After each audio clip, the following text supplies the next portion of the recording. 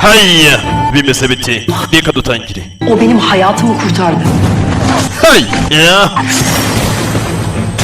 Yani insan yakalayamayacağı kadar yüksekte bir şey göz diktiyse Yok. Yüksekle aram iyi değildir.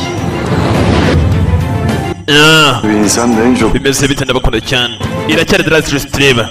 Hey bimeze biti ifashe biti. Kimsin sen?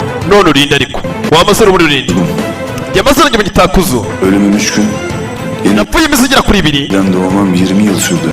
Benim adım Hey banyita akuzo ölümüm 3 gün, yapfuye iminsi igera kuri 3. yeniden doğmam 20 yıl sürdü. yongera kwiyuburura mu myaka 20. Geçmişi unutmayı seçerdi. Ne istiyor?